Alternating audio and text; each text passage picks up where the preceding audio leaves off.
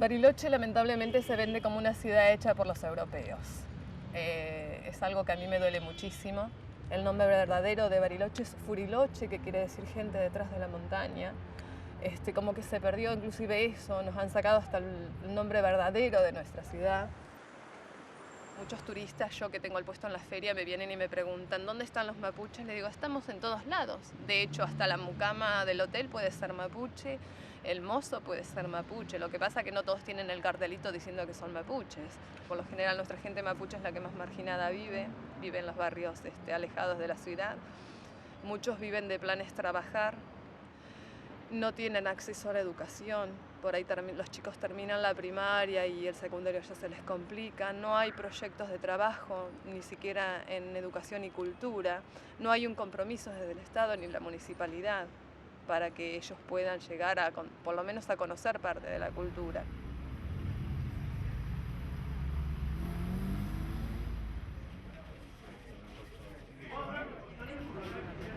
Bueno, soy Rutrafe mapuche, eso quiere decir platería mapuche. Hace 20 años atrás empecé a aprender lo que es joyería en platería. Y después, hace 10 años atrás, me dedico pura y exclusivamente a trabajar lo que es la platería mapuche, porque bueno, soy mapuche y me parece que corresponde que si sé el trabajo, hacerlo, ¿no? Para eso tuve que aprender mucho, porque el hecho de vivir en la ciudad es como que muchas de esas cosas se perdió, así que tuve que rescatar con la mien, hermanos mapuches que me ayudaron un montón. Ellos fueron un poco mis guías para trabajar en esto, para saber los significados, saber qué era cada pieza, dónde se usaba, cómo se usaba y cómo se hacía.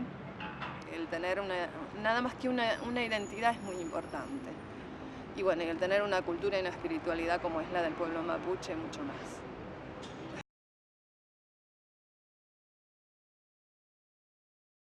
El gobierno, se decía en un artículo publicado en El Mercurio en 1856, debe constituirse en el verdadero poseedor de Arauco, la parte más bella y fértil de nuestro territorio, habitada por hordas de salvajes que no tienen reparo alguno en cometer actos de barbarie y brutal violencia que por su impunidad hacen ilusoria y nula la autoridad que el gobierno pueda tener sobre ellos. Si los indígenas no reconocen hoy nuestra soberanía, se planteaban más adelante, mañana un pueblo extranjero podría invadir nuestro territorio. Hasta allí no alcanza el brazo de nuestra autoridad y la acción de la justicia. Enmudece ante las lanzas de la barbarie, decía un miembro del Poder Judicial. Chile debía ocupar Araucanía para resolver el problema de la unidad territorial amenazada por unos indios que dividían el país e impedían que el Estado ejerciera soberanía en sus dominios. En principio el pueblo mapuche está demostrado científicamente que tiene 13.000 años de existencia en estos espacios territoriales, desde las provincias de Buenos Aires, el sur de Córdoba, Mendoza, Neuquén, Río Negro, La Pampa y una parte de la provincia del Chubut. Y en el mismo sentido del otro lado de la cordillera en el estado chileno.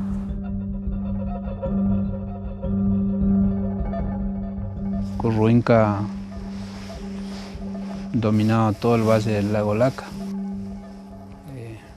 Hay rastros que dicen que desde Chapelco Chico, que es donde está el aeropuerto, todo este valle para el fondo, estaba asentada la comunidad. De acuerdo a los elementos geográficos predominantes en esa zona, se organizaban en grandes espacios territoriales muchas comunidades, ¿no? Muchos lofches, algunos más cerca de la zona de los mares y lagos, y entonces ellos eran los lafkenches, algunos en la zona de los pehuenes, aquí en la cordillera, entonces eran la identidad pehuenche, otros en la zona más de donde habían lagunas, totoras o juncos, y eran los ranculches, y en la zona de las salinas, ¿no? Y que después la historia tergiversó y los denominó como diversos pueblos. Entonces hablan de los manzaneros, de los araucanos, de los pehuenches como distintos pueblos. En realidad es un solo pueblo.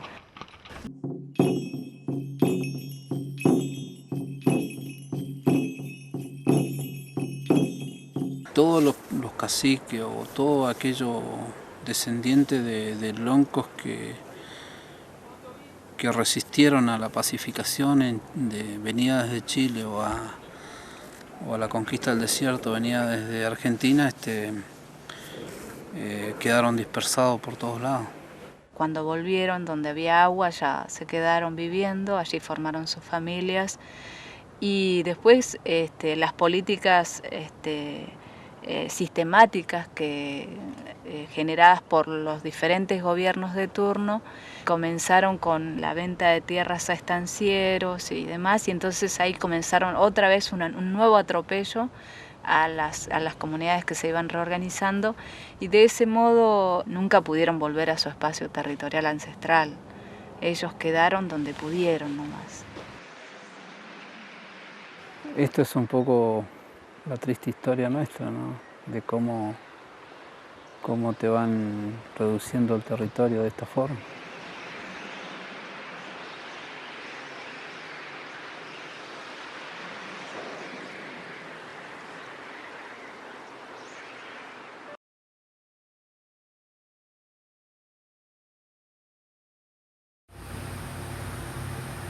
Durante años, esta noción de araucanización ha sido utilizada para negar el origen nacional de los mapuches, planteando que no son originarios de la Argentina, sino invasores chilenos. Para entender el comienzo de este prejuicio, es necesario remontarse a los tiempos de la conformación del Estado-Nación a fines del siglo XIX.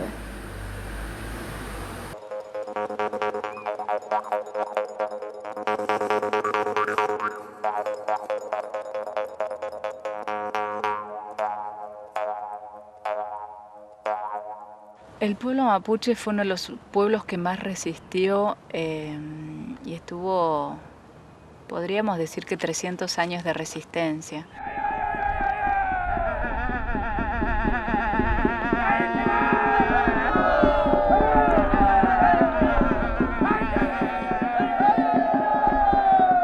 Después que Colón llega a América, desde allí comienzan a fundarse las primeras ciudades y de allí comienza el Estado argentino, que eran 5 provincias como máximo, y el resto seguían siendo pueblos originarios, ¿no?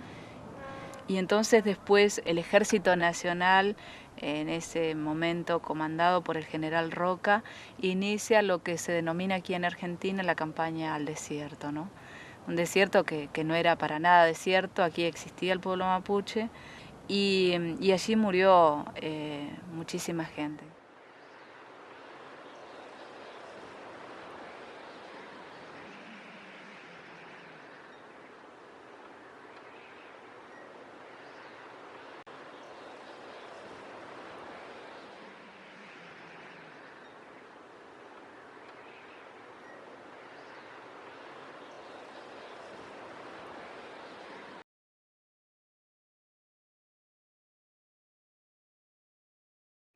Según Teun Van Dijk, sin duda la ideología europea de la superioridad del hombre blanco sobrevive en las actitudes y prácticas chilenas contra los mapuche, otra vez con todas las modificaciones locales debidas a la historia chilena.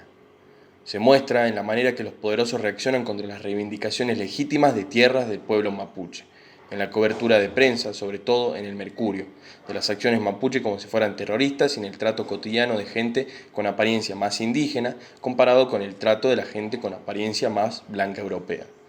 A este tipo de pregunta te puede responder de una manera mucho más detallada cualquier mujer u hombre mapuche, consciente de la discriminación cotidiana, más o menos sutil o explícita. Nosotros somos CONA del LOF Mapuche Nehuen Mapu.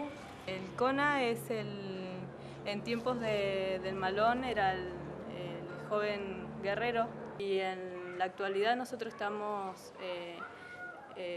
resignificando el rol de CONA de manera que hoy la guerra es otro tipo de guerra, digamos que no es como antes con armas, sino que es una guerra ideológica la que estamos teniendo. Nosotros, como decía Chalcán, estamos resignificando el rol de CONA,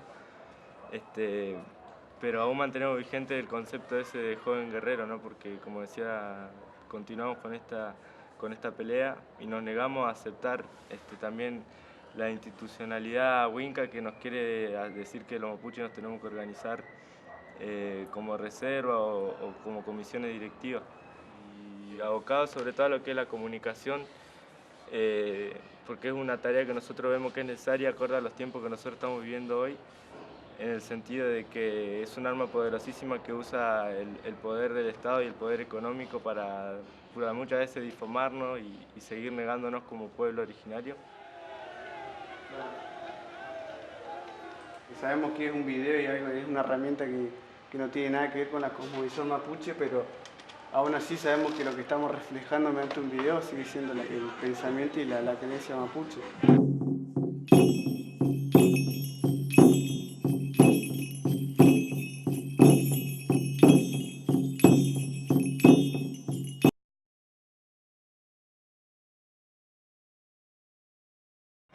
La teoría mapuche, digamos, en cuanto a la técnica, es igual. Lo que uno trata de transmitir es que esto tiene un contenido espiritual, que tiene un contenido ancestral y filosófico, ¿no? Aprender a calar, aprender a cincelar, aprender a soldar, sería un 10%, digamos. Y el 90% es recuperar el contenido espiritual y filosófico de la platería mapuche. Bueno, hay un epeo mapuche, un cuento mapuche que dice que hace mucho tiempo, digamos, en la antigüedad, el Sol, Antú y Culién estaban juntos. Y bueno, el epeo dice que se peleó Antú con Culién, y bueno, Culién se separó de Antú y como que no lo quiso ver más, entonces ella iba a aparecer siempre en el lado opuesto que estuviera el Sol, ¿no? Cada vez que Antú salía, Culién se estaba escondiendo del otro lado, la luna se estaba escondiendo.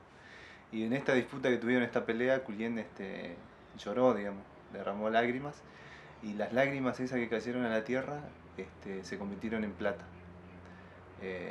Por eso se dice dentro del Kimun mapuche, la sabiduría mapuche, que las lágrimas de la luna son de plata y que cayeron a la tierra para darle protección a la mujer mapuche, ¿no?